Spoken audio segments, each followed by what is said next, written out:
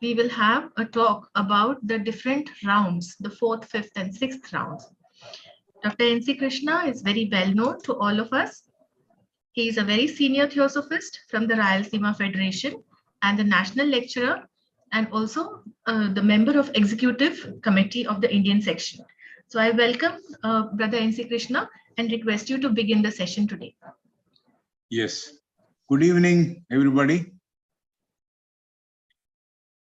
Letter number 17 and letter number 18 are the numbers given in the Barker edition. So I would go with them because Pradeep Mahapatra has also confirmed that they are the correct letters as far as the Barker edition is concerned. So this letter number 17 is falling under the theme philosophical and theoretical teachings. It is said by many that the letters written by Mahatmas to AP Senate are one of the prime sources for theosophy. Of course, we have Madam Blavatsky's writings, but these letters which masters have written to AP Senate, they are also a good source, a prime source of theosophy. Right. The letter we find in question today, as I said, is 17 in the Barker edition. It's in the question-answer format. It's a question-answer format. Questions raised by Mr. AP Senate were answered by Master KH. In the book, I have the questions and the answers printed one below the other. Of course, the questions appear in the lighter print and the answers are in the bold print. That's the way we can differentiate between the questions and answers. But I believe in the letters which are preserved in the British Museum, the questions are appearing on the left side of the sheets of the paper and the answers are appearing on the right side of the paper. I believe this is how the arrangement is done as far as the letters which are preserved or the original production or precipitation of replies, and like it used to be the question and answers. This is how the legal people also write their questions and answers relating to it. Okay, this is just a piece of information which I picked up from the book, The Reader's Guide to the Master's Letter, and they were written on the right side of the paper. The answers were written on the right side of the paper. The questions are there on the left side, if I'm right, if that is the way in which it is written. Yes, questions are appearing on the left side of the sheets of note paper. Answers were written on the right side of that paper. Answers are written, I believe, using a dull red ink and with heavy lettering, meaning perhaps bold letters or broad letters. And the circumstances which the guidebook says is the Senates have gone to Simla for summer vacation. This letter has been received in June 1882, and it is said that the Senates had gone to Simla for summer vacation, and HPB was at Bombay or near about Bombay, in the near vicinities of Bombay. That's what the book says. So HPB must have received the precipitated version of the letter, and she posted that to Mr. Senate. So that's how the letters used to reach Mr. Senate. And this is something which he wanted, that it should be avoided and he should get the letters directly from the master. That was always his intention or his request to the master. So this letter and the next one, that is 18 also, we have to read them together. The contents, they comprise the teachings about the subject proper. And they were all given to APS and Mr. A.W. Hume too. Both could not quite follow the letters as they contained certain terms, maybe Sanskrit terms, which were not clearly defined, as it were, at that point of time when the letters were written. So at that point of time, the terms were not properly defined. Because somewhere else I read that Sanskrit letters were not properly understood by these Sennett and Hume. But that is perhaps not relating to this, but then somewhere else I have read the Sanskritized or Pali words, they could not follow. So here, Mr. Sennett is asking about the presence of men on earth belonging to the fifth round. He's asking a question. There are some people who belong to the fifth round, maybe in their first incarnation. They are appearing on earth, and he was wanting to find out, how these fifth rounders were different from the fourth round men, say, of seventh earthly incarnation. This is the question he raised to Master KH. So he found certain people who belong to the fifth rounders, that's what he says, and how are they different from the fourth rounders or fourth rounders of seventh incarnation. Maybe he has seen someone fifth rounders of the first incarnation or first birth. So he says, how are they different? These fifth rounders are perhaps in their first round. That's again a question which he is asking. And by the time they reach the seventh, incarnation, they would have made substantial progress. The word uses tremendous progress. That's the word used there. So this is what that question says. Of course, we can go into the subject proper of rounds, chains, and all that. But then if the time is there, the end of the two letters, maybe I will consider spending some time on it. But right now, sticking to the letter proper, we are in the fourth round, fifth root race, fifth sub race. That's what people say. So humanity at present has reached the fifth root race of the fourth round, and certain overlapping of races may or might have taken place. This is what is the part of the reply given. Humanity at present has reached the fifth root race of the fourth round, and certain overlapping of races might have taken place. That means some persons belonging to the third root race also may be living along with these fourth rounders, or some people who are already in the fifth round also might be living on earth at that point of time. So some advanced fifth round people also may be living or may be sharing their time at that point of time on earth. So how we shall know them is the question. How we shall know them in question, how do we differentiate them is the question.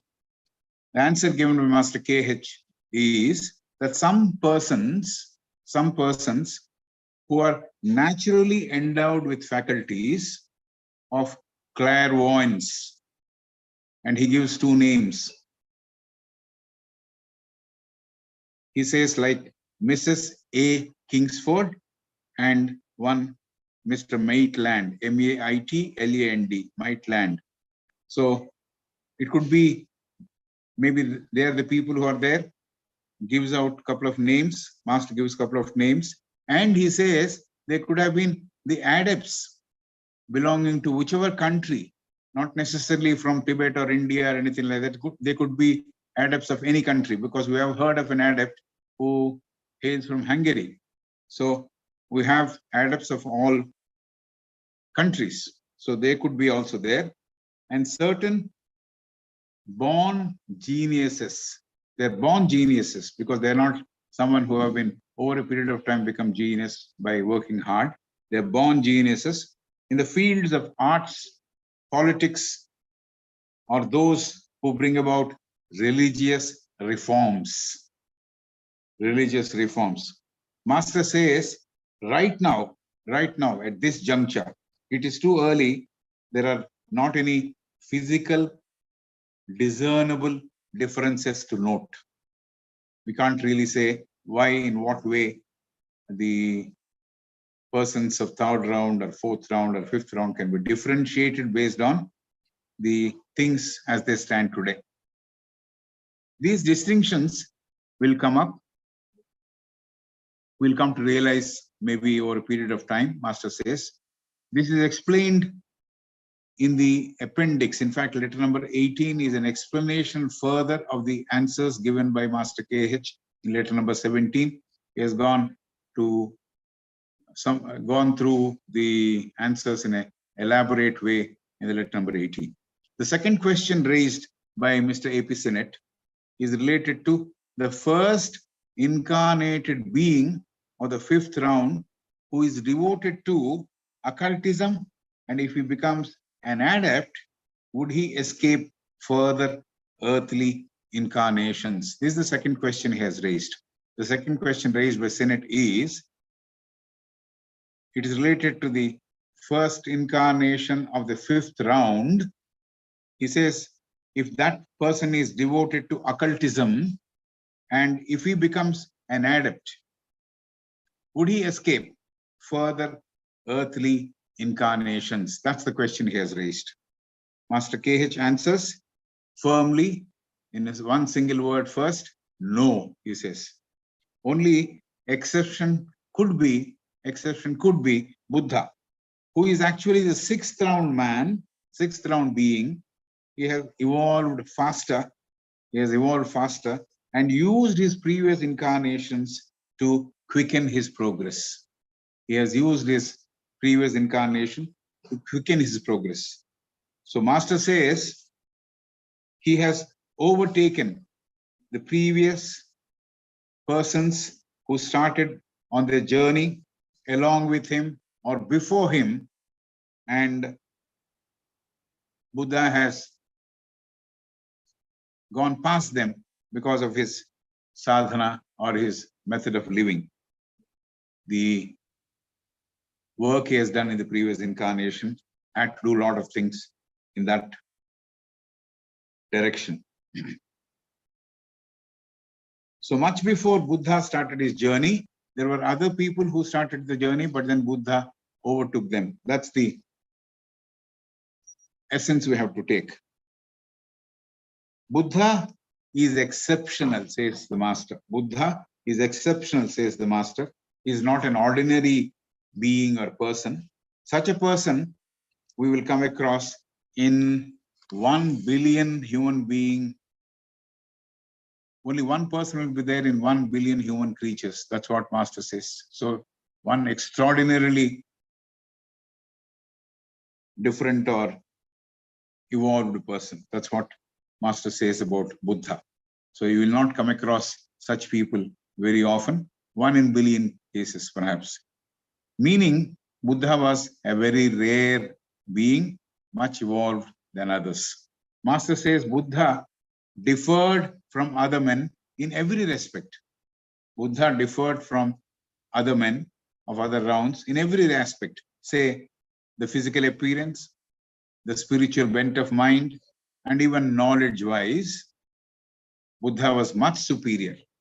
This is what Master has said. And he, of course, has escaped rebirth on the earth.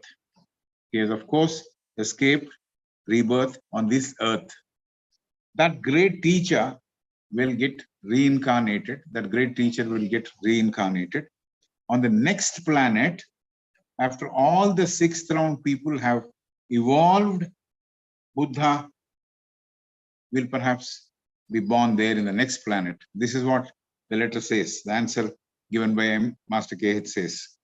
And Buddha has given up the state of nirvana. The state of nirvana, a state in which there is no sense of his self, no desire, and there is no suffering in that particular state of nirvana. So the person is free from all the after effects of karma. He is free from all the after effects of karma, and hence no rebirth or no death. So this is how he has written about Buddha. And Master says he takes birth only to save his fellow human beings or all living beings. And that's why he comes on to the next planet, not for anything else. He wants to take care or save his fellow human beings. And that's the reason why he makes an appearance in the next planet. So Master KH says Buddha has sacrificed his nirvanic bliss. Buddha has sacrificed his nirvanic bliss, the paradise-like bliss. So we may perhaps equate it with the paradise-like bliss, and ready to give up the period of rest to help his fellow creatures. So he's ready to do all that to help his fellow creatures. So if he is born, we'll see him in the next upper planet. That's what the letter says. In the seventh ring. In the seventh ring in the next planet. Till that time, in the meanwhile, Buddha has overshadowed once in 10,000 years,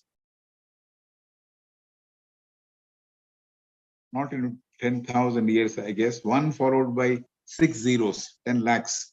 He has overshadowed a chosen person who made a difference to the destinies of people living in that nation.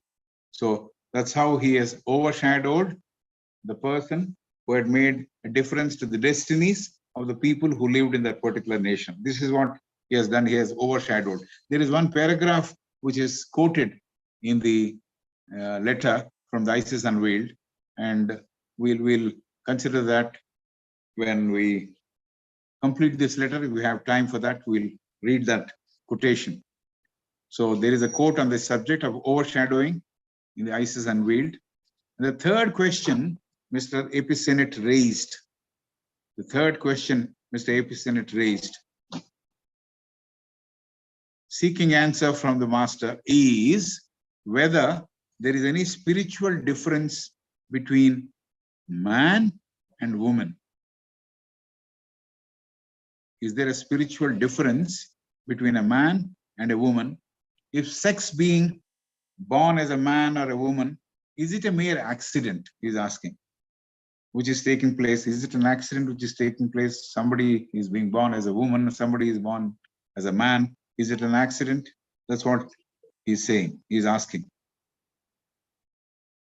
So at each birth, is this an accident which is taking place? Is the question. Finally, ultimately, in the future of that individual, is he provided with enough opportunities, whether it's a man or a woman? Has he or has she been given enough opportunities or same opportunities?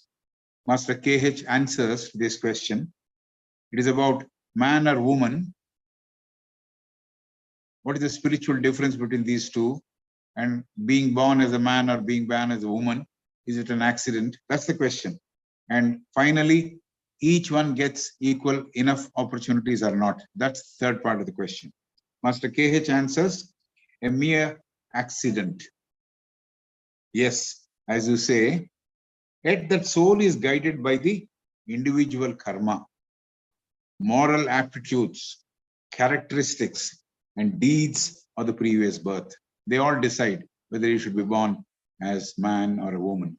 So it's not just, maybe it's as an accident, maybe it's a mere accident, but he's guided more, his soul is guided more by the individual karma, the moral aptitudes, the characteristics, and the deeds of the previous incarnation or previous birth.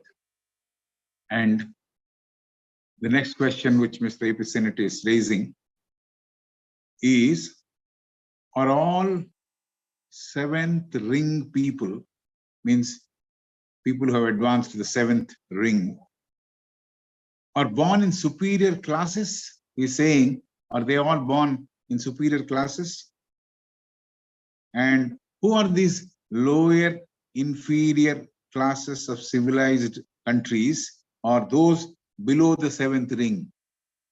His assumption is, he being a Britisher with a stiff upper lip, he says the people who have advanced spiritually, who have reached the seventh incarnation, they're born into superior classes or houses. And who are these lower, inferior classes of civilized countries, or those below the seventh ring? So this is the question. He says, for example, Australian Aborigines, In fact, they were the people who really were living in Australia, and the people who settled there sort of killed them or vacated them. So he says the Australian Aborigines are of a lower ring, and Mr. APS felt, he asked the master, whether the majority of the superior classes living in civilized countries or conditions are all 7 ring people, or the 4th round. This is the question. He feels people with that sort of refinement or civilized way of living, they are the people who have really made a progress. That's the assumption he has made, and that's the question he has asked. Master Kehit says, not necessarily what you say is not right. Refinement, polishness, having etiquette, brilliant education, as you, meaning APS, had a distinctive or distinguished education, like you had education, brilliant education, and these have nothing to do with the course of the nature's law. This is what the master says. This etiquette or polishedness, refinement, education, these are not going to contribute to the course of nature's law. This is what master is saying. Master says, if a 7th ring African or a 5th ring Mongolian are picked up very, very young. In fact, he uses the term from the cradle, and educated and coached to become English lords. Suppose a Mongolian and an African, they are picked up from the cradle and educated and coached to become an English lord. A person who rules others, he's called a lord. What will be his position? Lord says, master says, he will remain intrinsically to where he belongs. He wouldn't have made a difference because he has got education or he has been put in a different platform that he would become someone great in spiritual evolution. He will remain intrinsically to where he belongs. For outward appearance, he may be a lord, speaking like a parrot does in chaste English, because he's been taught the language. But the ability to reach the spiritual pinnacle or height is not dependent on worldly knowledge or progress or development achieved physically. So it's not dependent on that. So he says very clearly, it's not based on education, it's not based on your civilization, it's not based on your refinement. So it's based on not the physical progress, but what the spiritual progress he makes, that's the yardstick. So APS asks yet another question, the next question. He says, HPB told him, this is how he's using the HPB's name. HPB told him that bulk of persons living in India are less endowed with or less advanced when compared to their counterparts, when compared to their European counterparts. HPB told him, he says he is using the name of HPB, whether she said that, it's a moot point. So he says HPB told him that bulk of persons living in India are less advanced when compared with their European counterparts. Indian origin persons, people with Indian origin, those persons may be more spiritual. They may be more spiritual, but I don't know what it means advanced, maybe physically civilized and things like that. Is that what she meant? We do not know. What is it due to is the question Mr. Senate is asking. Is this something to do with the progress or karma of that nation because he is born in India and the nation's karma is perhaps working on him? Is it because of that? He is asking. Is it something to do with the progress or karma of that nation? And is it not referring to the individual karma? This is the question. So master replies that most of the people in India or of Indian origin belong to the oldest or the earliest branchlet is the word used, or you can say branch, of the fifth human race, fifth root race, that means. Master KH says, Master M will end this letter by giving a summary of the last scientific theory on this subject.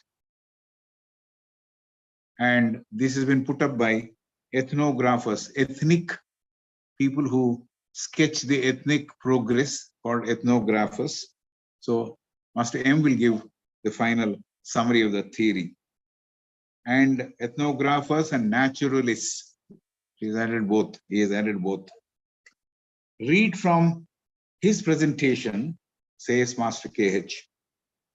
So for this, we are asked to look at Appendix 3, and Master's Appendix 3 is in the letter 18. Master says, to get a glimpse of what Master M has to say, you have to refer to the summary of what he is providing. So this is something which you have to do, he says. Then another question which is not numbered, maybe it was added to the list of queries offhand, or he has forgotten to add the number. It is said, sheets of papers, that is the stationery belonging to the Pioneer newspaper office, which perhaps Mr. Sinnett was privy to. He was perhaps someone who could use those stationery of the paper belonging to the Pioneer newspaper. That is, Mr. A.P. Sinnett's office stationery was used. And as HPB and A.P. Sinnett were not on the same page, not understanding each other, actually the lack of understanding was from Mr. Sinnett. So they are not on the same page. And the master chose to utilize the services of another person by name Eglinton. So Eglinton services were thought to be used by the masters, and Eglinton had one elementary being which was under his control, named Ernest. Ernest is the name of that elementary, and that could do anything which Eglinton wanted that elementary to do. So perhaps that Ernest, it could obtain the office stationery without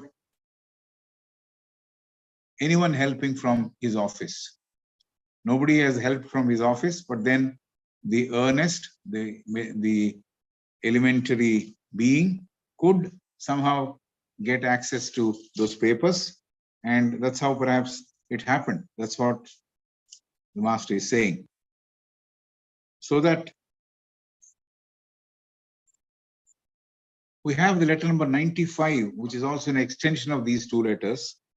And that letter, when that letter was being written, one of the pages of the letter was written on the stationery of the Pioneer newspaper. So that's how he's asking how this stationery was in the hands of Eglinton or Ernest or whatever. So how it happened? This is the question he's asking. Or a page from his letter pad, how did it reach them? As to who are these Ernest and Eglinton? Who are these beings? What is their nature? Are they elementaries or elementals? No, this is something which we have studied in our previous study sessions. Elementaries or elementals? How did they manage to get that official stationery? Was the question. This was the question he raised. Reply given by master says, don't waste your time trying to find out what is the nature of these two. Don't waste your time trying to find out what is the nature of these two or these beings. If one is not familiar with what is elemental dross, means the elements, the useless portion of elementals, dross, that is not so useful portion or part of the elementals, if you are not familiar with it and their crooked methods of working,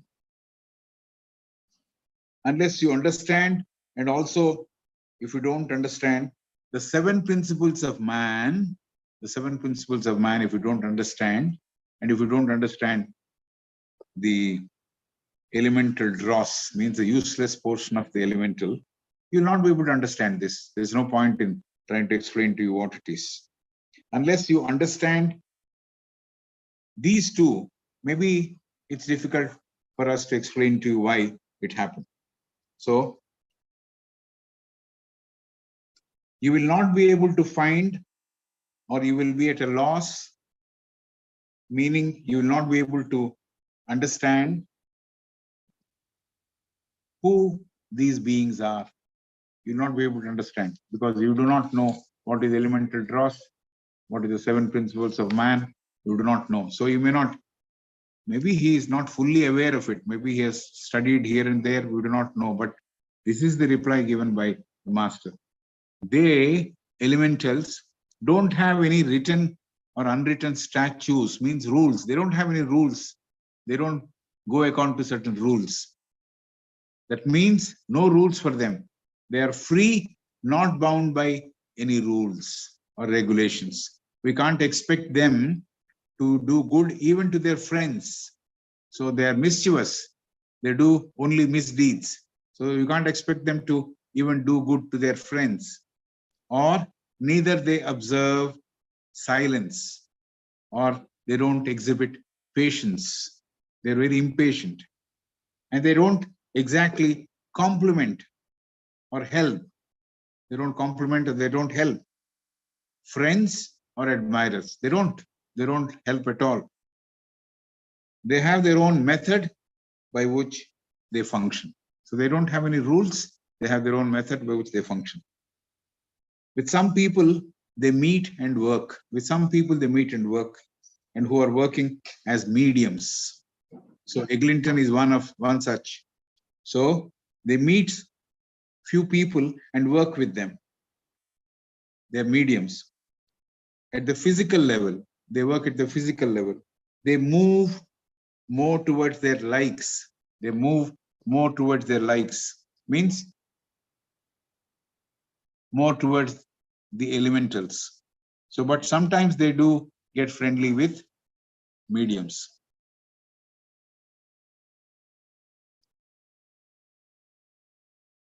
That is, they become closer to mediums. So don't bother about them. Leave them alone, is the advice given by Master to Mr. Sinnett. Only people who are not wise, who are foolish, more foolish, they dabble with them. They try to find out who they are. Don't do that. Persons who want to demonstrate some phenomena, use them.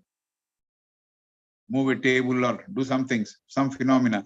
So people who want to demonstrate some phenomena, befriend them, use them. They're both elementaries and elementals. So they're of very low order. The definition or some description about them is given. They are of very low order, mischievous, degrading, not very noble. Actually, we should put the opposite of that. Discordant, noisy beings. So this is how they are described. They are of very low order, mischievous, degrading, not very noble, discordant, noisy beings. You, meaning AP Senate, cannot attain in one shot, at one go, all the details of all the mysteries. You will not be able to get it. It is not possible for us to hand over in a plate and give it to you. You want to know maybe a lot of things, but we can't give at one shot. APS Senate, APS means AP Senate, wanted instructions not from HPB. This is something which he has been talking about. He says, please remove HPB from my interaction. And now he is choosing can I have anything to do with T. Subbarao? This is the question he is asking Mr. Master KH. Master KH, not Mr. Master KH. Master KH says, I don't know Mr. Subbarao myself personally. He's the pupil of Master M. He's the pupil of Master M. I don't know him personally. So if M instructs, Subbarao might instruct you, not by coming to Simla, but from Madras. He would instruct you by not coming to Simla, but from Madras. Only if M talks to him.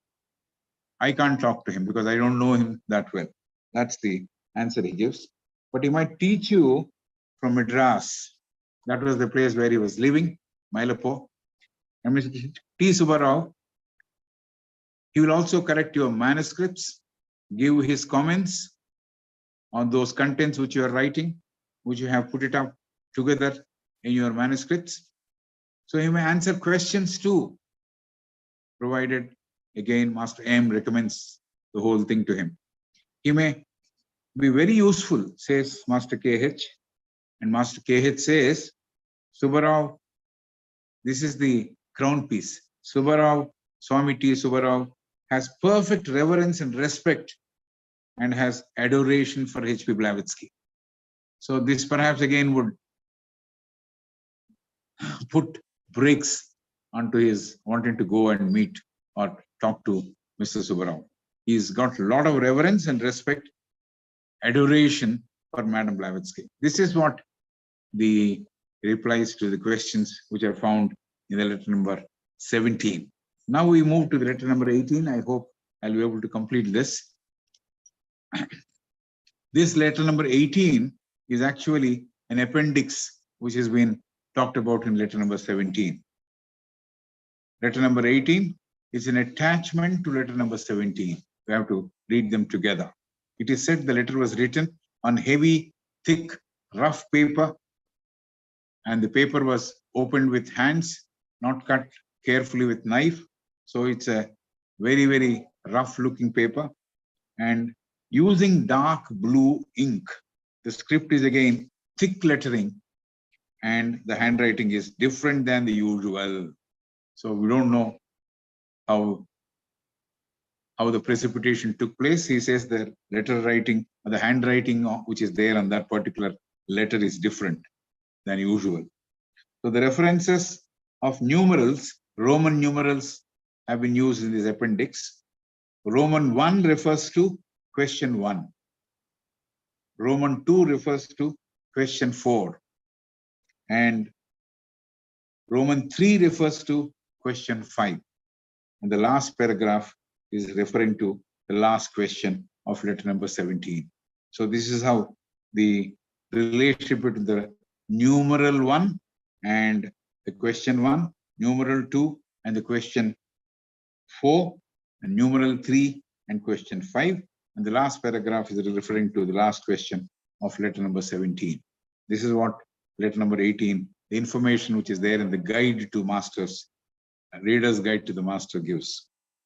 The notes in this reference book also says masters wanted to try and train and use Eglinton, because this man was finding it very difficult, and they also wanted to help H.P. Blavatsky save her time on receiving these letters and posting them to Senate and all that. So they wanted to train this gentleman, Eglinton, as an intermediary between them, that is masters, and AP Senate. That was the job which they wanted to do with them, with that Eglinton. The job of transmitting letters, which APB was doing, they wanted to relieve her of that job.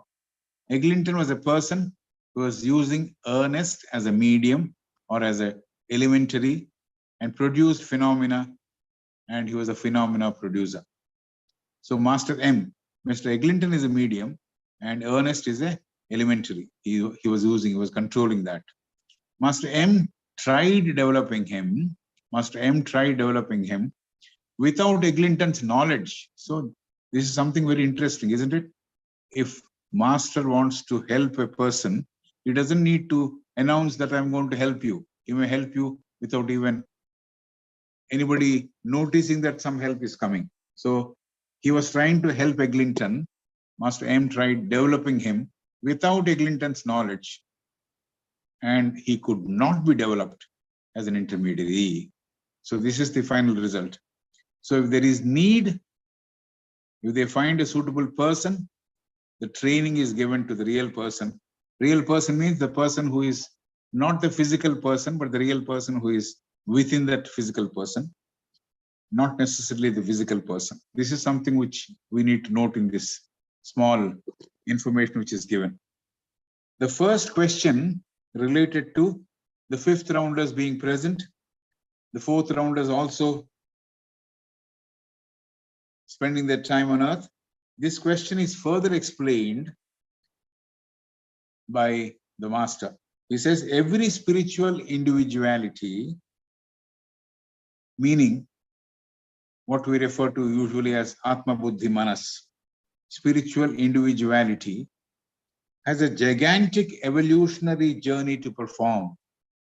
Every spiritual entity or individuality, which we normally consider in the theosophical parlance Atma Buddhi Manas, has a gigantic evolutionary journey to perform.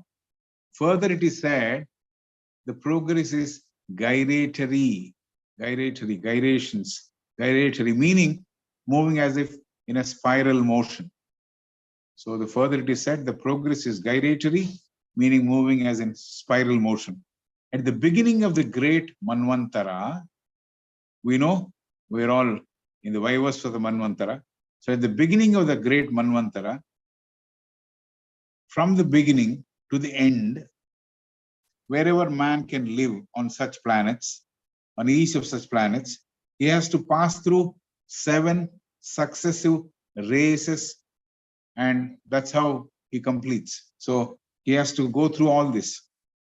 Man is, that's why it is called a gigantic journey. In each root race, there are 7 sub-root races, and there are 7 root races. So you can imagine the time which will take. So that's a gigantic journey, evolutionary journey to perform. And beginning to the end, wherever man can live on such planets, he has to pass through 7 successive races of man, root races of man, and meaning also going through 7 sub-races in each root race. Man is a generic term. Man is a generic term, means also woman. So this is not necessary to explain, but we know that. From the stage of an ape to the present 5th race being, of which 2 or more races could be on this earth. From the stage of ape to the present 5th race, of which 2 or more races could be on the earth planet, and then it moves to the higher planets. Each of the main root races has 7 sub-races, as already been described. Man has to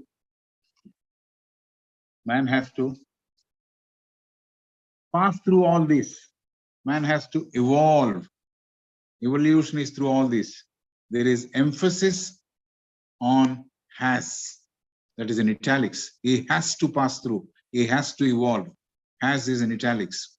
So there is no escape. Some people used to ask, obligatory journey, you're saying there are no exceptions, sir. No, there are no exceptions. Everybody has to go through this journey.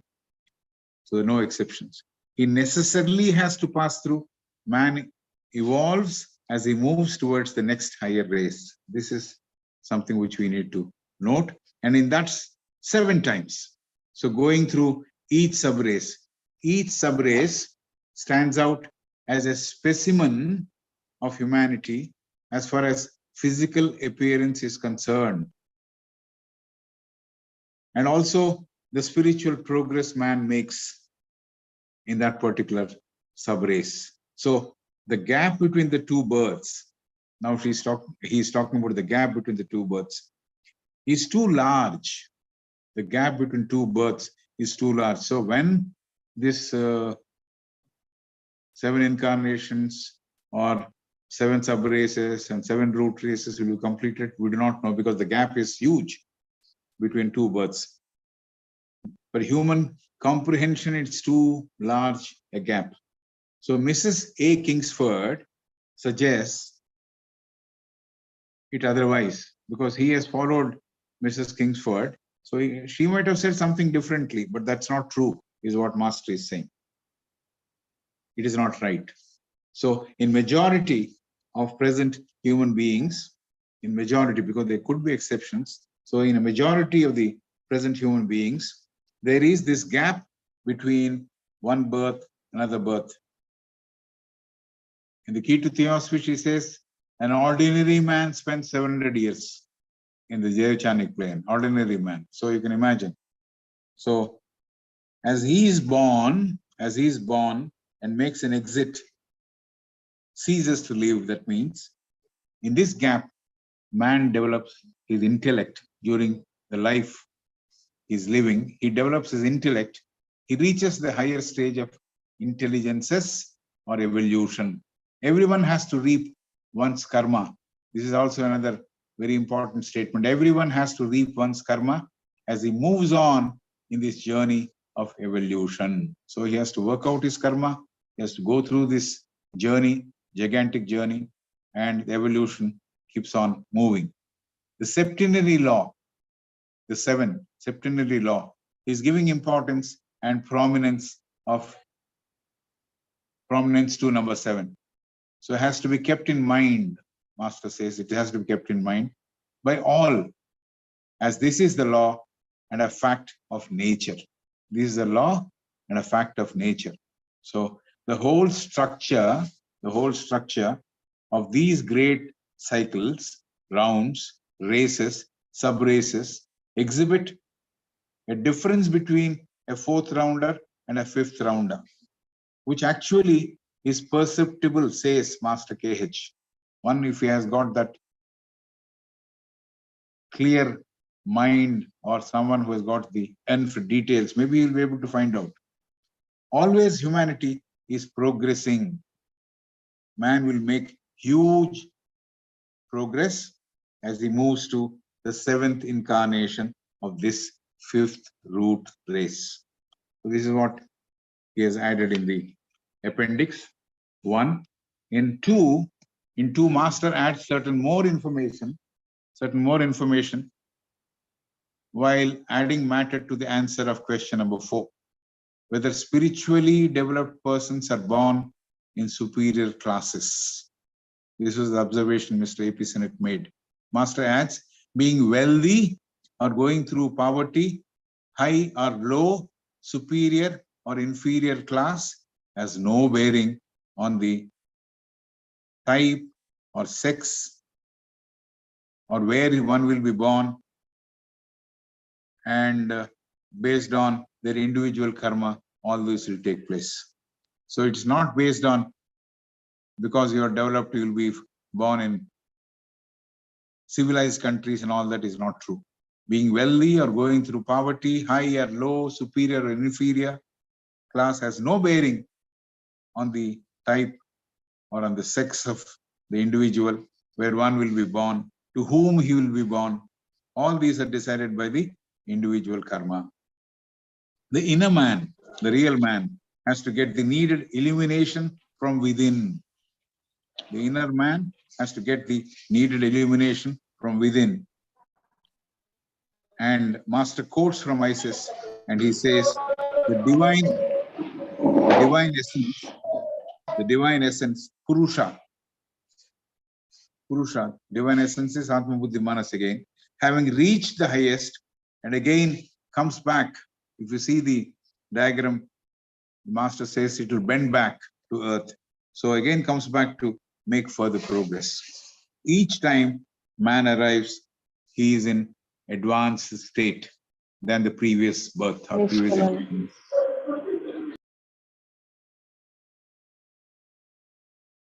He has to do this 7 times. Civilization has nothing to do with this spiritual evolution. All this information is not given at one go. Because somewhere else she says, if somebody gets the secret of the seven and the seven principles of man and all that, it's everything is open to the person. So it's not given in a one go.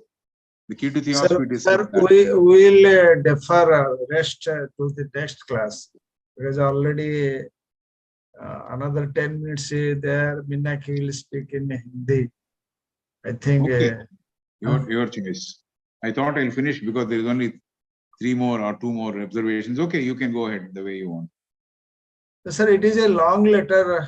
90. Long letter, but I've only picked up the salient points. You can definitely, since you are the coordinator, you can decide what to do. No problem. Go ahead. No, sir. No, sir. Go ahead. Now, if it is, I think it will take a long time, because there are another 2 pages, 3 pages. Wonderful, sir. Wonderful, sir. I'm telling you, please do what you decide is right. Go ahead. I'm not against it. I want you to go through that. I'm willing to postpone. No problem. Thank you.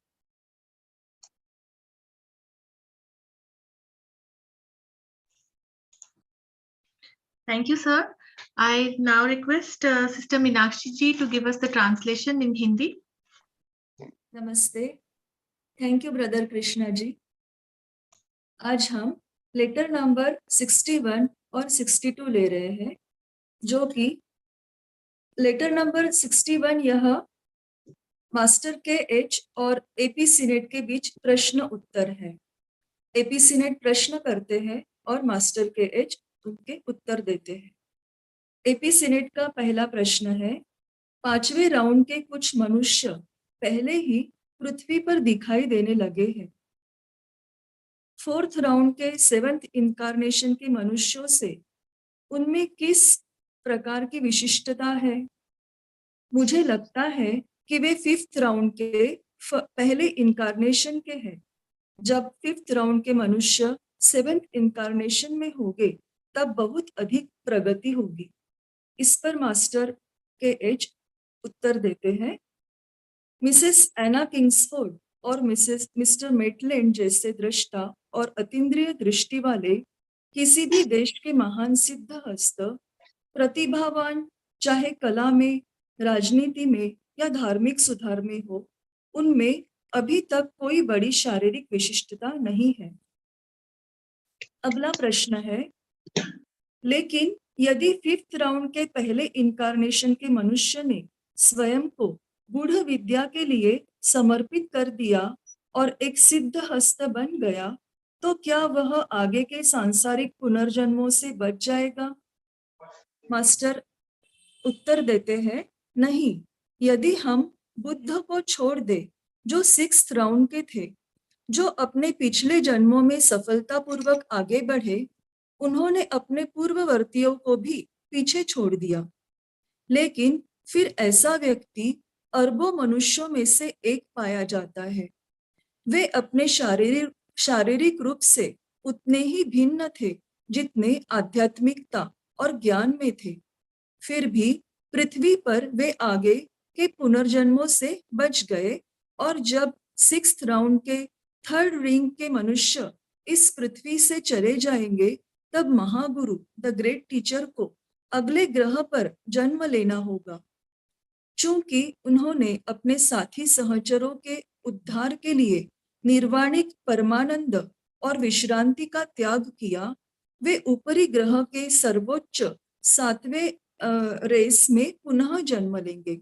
तब तक हर दशमांश व्यक्तियों पर उनकी छत्र छाया बनी रहेगी। Senate का अगला प्रश्न है, क्या एक पुरुष और एक महिला के बीच कोई आवश्यक आध्यात्मिक अंतर होता है, या क्या लिंग प्रत्येक जन्म का एक संयोग मात्र है? क्या यह समान अवसर प्रदान करने वाले व्यक्ति का परम भविष्य है? इस पर मास्टर उत्तर देते हैं, आप कहते हैं यह संयोग मात्र है।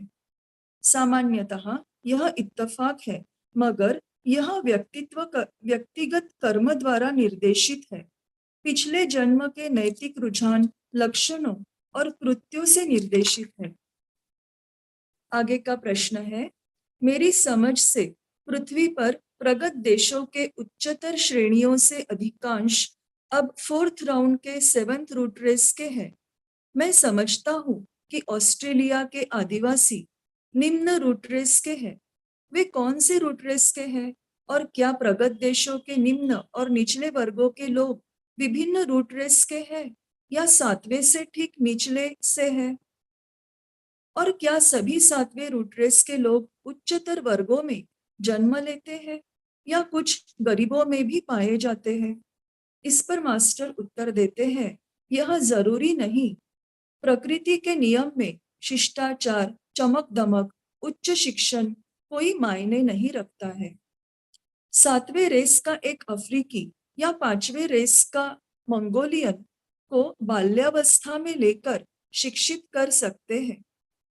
उसके बाह्य रूप के सिवाय आप उसे बहुत प्रतिभाशाली अंग्रेज सामंत, इंग्लिश लॉर्ड में बदल सकते हैं। फिर भी वह बाह्य बौद्धिक रूप से एक तोते के रूप में होगा। सीनेट का अगला प्रश्न है, एचपीबी ने मुझे बताया कि इस देश के अधिकांश निवासी कुछ मामलों में यूरोपीय लोगों की तुलना में कम प्रगत होते हैं, हालांकि ज्यादा आध्यात्मिक होते हैं। क्या वे एक ही राउंड की निचली रेस से है या क्या यह अंतर नेशनल साइकिल्स के किसी सिद्धांत को सूचित करता है जिसका व्यक्तिगत प्रगति से कोई वास्ता नहीं है? इस पर मास्टर उत्तर देते हैं, भारत के अधिकांश लोग 5वीं मानव जाति की ह्यूमन रेस के सबसे पुरानी या सबसे पहली शाखा से संबंधित है। मेरी इच्छा थी कि मास्टर एम ने अपने पत्र को मेरा काम बचाने के लिए विद्वान मानव जाति वैज्ञानिकों और प्रकृतिवादियों के अंतिम वैज्ञानिक सिद्धांत के संक्षिप्त सारांश के साथ आपको लिखे पत्र का समापन किया होता। करें। आगे का प्रश्न है, अर्नेस्ट और एग्लिंगटन के अन्य गाइड के बारे में आप क्या विवरण देंगे? क्या वे एलिमेंटरीज हैं जो अपने लिए उसमें से सचेत जीवन शक्ति खींच रहे हैं, या क्या वे छद्मवेश में एलिमेंटल्स हैं? जब अर्नेस्ट ने पायोनियर वृत्तपत्र की उस प्रत को लिया था, तब उसने बिना माध्यम के इसे प्राप्त करने के लिए कैसे योजना की? इस पर मास्टर उत्तर देते हैं, मैं आपको भरोसा दिला सकता हूँ कि अर्नेस्ट और जॉय जैसे अन्य गाइड्स के वास्तविक रूपों के बारे में अध्ययन करना अभी आपके लायक नहीं है, जब तक आप एलिमेंटल्स की बढ़ती भ्रष्टता के बारे में और मनुष्य के 7 तत्वों के बारे में परिचित नहीं हो जाते। आप कभी भी इनकी वास्तविकता के बारे में समझ नहीं पाएंगे। उनके लिए कोई लिखित विधान नहीं है और उनसे शायद ही अपने साथी सहचर या सराहने वालों के साथ सच्चाई, मौन या सहनशीलता की उम्मीद की जा सकती है। यदि कुछ निर्जीव भौतिक माध्यम से वे संबंधित है तो वे मिलेंगे, यदि नहीं तो बेहतर है उन्हें छोड़ दे। वे केवल अपने जैसे ही मीडियम्स की ओर खींचे जाते हैं। उनसे रिश्ता बनाया नहीं जाता, बल्कि चमत्कारिक घटनाओं के मूर्ख और दुष्ट सौदागरों द्वारा मजबूर किया जाता है। वे एलिमेंटरीज और एलिमेंटल्स दोनों होते हैं। वे निम्न स्तरीय शरारती अवक्रमित कोलाहल है। मेरे प्रिय मित्र, आप एक ही बार में बहुत अधिक ज्ञान ग्रहण करना चाहते हैं। एक ही बार में आप सभी रहस्य को प्राप्त नहीं कर पाएंगे। मैं सुब्बाराव को नहीं जानता, जो मास्टर एम के शिष्य हैं। वह मेरे बारे में बहुत कम जानते हैं। फिर भी मुझे पता है कि वे शिमला आने के लिए कभी राजी नहीं होंगे, लेकिन यदि मौर्य आदेश करते हैं तब वे मद्रास से सिखाएंगे, जैसे कि मैन्युस्क्रिप्ट्स को ठीक करना, जैसे मास्टर एम ने किया, उस पर टिप्पणी करना, प्रश्नों के उत्तर देना और बहुत ही उपयोगी होना। एचपीबी के प्रति उनकी पूर्ण श्रद्धा और भक्ति है। लेटर नंबर 62 यहाँ सीनेट के प्रश्नों पर मास्टर के एच ने और आगे जोड़ा है। अपेंडिक्स 1 में मास्टर कहते हैं, प्रत्येक आध्यात्मिक व्यक्तित्व की एक विशाल विकासवादी यात्रा होती है, जिसे पूरा करने के लिए जबरदस्त घुमावदार बढ़ती करनी होती है। सर्वप्रथम मनवंतर चक्र के आरंभ में मानव धारण करने वाले ग्रहों के पहले से अंतिम ग्रह तक विशुद्धात्मा को मनुष्य की क्रमशः 7 रूट रेसेस से गुजरना पड़ता है। वानर के गूंगे वंश से वर्तमान पांचवी रूट रेस तक और इस पृथ्वी पर और 2 रूट रेसेस के माध्यमों से पूरा करने के बाद फिर अगले उच्च से उच्चतर ग्रह पर वो जाता है। लेकिन हम अभी इस ग्रह पर ध्यान सीमित करेंगे। प्रत्येक 7 रेसेस में से मूल शाखा में से 7 उपशाखाएं निकलती है और इनमें से प्रत्येक के माध्यम से मनुष्य को अगली उच्च रेस में जाने से पहले विकसित होना पड़ता है और यह 7 बार होता है। यह शाखाएं मानवता के शारीरिक और आध्यात्मिक स्वरूप के अलग अलग नमूनों को दर्शाती है और हम में से कोई भी सीढ़ी के एक भी पायदान को छोड़ नहीं सकता। हमारे सौर मंडल में और बाहर बुद्धिमान जीवों को धारण करने वाले ग्लोब्स के अन्य और असंख्य मनवंतरिक श्रृंखलाएं हैं। अपनी अपनी चेन्स में पूर्णता या शीर्ष बिंदु पर पहुंचे विकासवादी जीव कुछ शारीरिक और बौद्धिक रूप से निम्न और अन्य हमारी चेन के मनुष्य की तुलना में बहुत अधिक उच्चतर है। प्रत्येक रेस के माध्यम से मनुष्य को क्रमशः 7 बार प्रवेश करके और निकल कर बुद्धिमत्ता को निम्नतम से उच्चतम तक क्रमिक रूप से विकसित करना पड़ता है। संक्षेप में अर्थ साइकिल उसके रेसेस और सब रेसेस के साथ लघु रूप में ग्रेट साइकिल का सटीक प्रतिरूप है। अपरिवर्तनशील सेप्टेनरी लॉ प्रकृति के सभी कार्यों में चलता है। 5वें राउंड की 5th, 6th और 7th रेसेस प्रत्येक बाद वाली रेस विकसित होकर ग्रेट साइकिल राउंड्स के साथ गति बनाए रखती है और 5th राउंड की 5th रेस 4th रेस के प्रति स्पष्ट रूप से शारीरिक, बौद्धिक तथा नैतिक रूप से निपुणता का प्रदर्शन करती है। आप सही है जब आप कहते हैं कि जब 5th राउंड के मनुष्य अपने 7th रेस में जाएंगे तब जबरदस्त प्रगति हासिल की जाएगी। Thank you. नमस्ते। Thank you, Meenakshi ji. I now request the participants, if they have any questions or anything to discuss, they can please unmute and speak.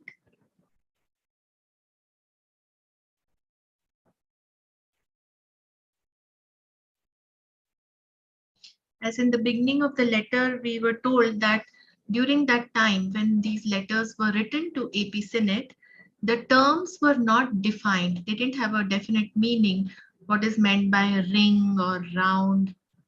So there could be some confusion in understanding. But as we later studied in the secret doctrine and the later works which came, so it should give us clarity what is meant by rounds and chains and the root races, the 7 branches and the sub branches. So if there is any question regarding that, anyone would like to ask, please go ahead.